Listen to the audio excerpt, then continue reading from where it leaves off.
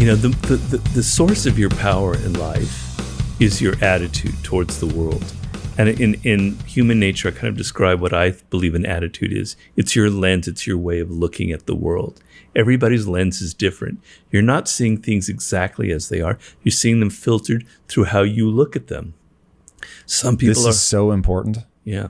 Some people are optimistic and adventurous. Some people are anxious and closed. And you could put two people in the same circumstances, visiting the same place. The pessimistic, anxious person will find it unpleasant. People are rude. I don't like it. The adventurous, exploring type will find the circumstances very exciting. But it's the same thing. It's just you're judging it in a different way. So the lens that you want a lens that clarifies things. You want a lens that's realistic, that you're trying to see things as they are, right? It's good to be excited, but sometimes if you're too excited and too adventurous, you're going to walk right up to that tiger and they're going to eat you alive. Sometimes you have to be a little bit wary of things. You have to see your circumstances for what they are. In military terms, they call it situational awareness. You're very aware, crystal clear about who you are, about who other people are, about what the world is like. So that's the attitude that you want to craft for yourself in this world. And it's very difficult. As you've been saying very eloquently, the cards are stacked against you. Because of how we're wired. Our brains developed 200,000 years ago in circumstances that certainly aren't the way things are now. So there's kind of a gap there between, how we're wired to think and what's going on in the 21st century. And B, we're dealing with technology that's making things harder. So your goal in life is to become more realistic, to be able to step back and look at things as they are. And how do you get there is the question. So first you have to see that as your goal, and it has to be important to you. It has to be something that you want. And it's not just something that's cold and dry and scientific. Really fast, why is that the right goal? Why is that the right goal? Yeah, to see, I agree with you. I just want to see how you explain it to people, why it matters to see the world the way that it actually is. Well, okay, imagine it this way. So there's yourself. Everything begins with you, right? You're filled with all kinds of illusions about who you are, about what you're good at, what you're bad at, what your weaknesses are, what your strengths are. If you're able to see inside of yourself with a degree of realism, you'll be able to understand, this is what I was destined to be in life. This is what I call my life's task. This is the career that fits me, that suits me. So if you're able to have that realism, when you're 22 years old, you're not going to suddenly go off on this wrong career path that's going to make you miserable, make you an alcoholic by the time you're 30. You're going to have a degree of direction in life. It's incredibly liberating. It's incredibly powerful to be able to see inside of yourself and know what you were destined for and what makes you, you. Other people wear masks. They smile, but their smile doesn't mean anything. There are toxic people out there. It's not everybody. I don't mean to make you paranoid. Maybe there's like 5% of the world that's truly toxic.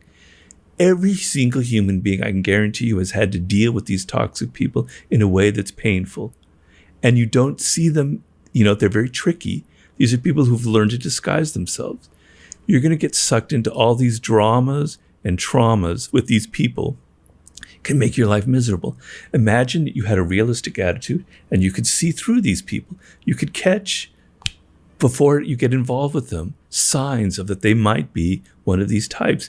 Another thing that's incredibly liberating, the world that you live in, there's a zeitgeist, there's a spirit of the times, there are trends, there's things that are going on right now in your career, in the world at large. And we're fed with so much bullshit in the media. We have no idea what's really going on.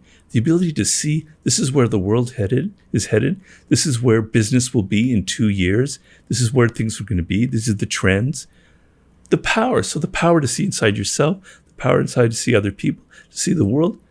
You're Superman if you can do that. If you can have a degree of that, the world is at your feet, basically. So, I don't think there's any counter argument to that where you don't want that kind of realism.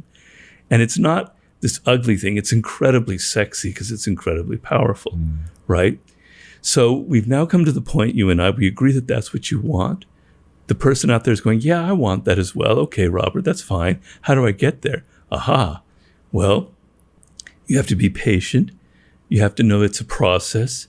You can't get ahead of yourself. You can't get ahead of your skis. It's going to take day by day by day by day. You have to build it up.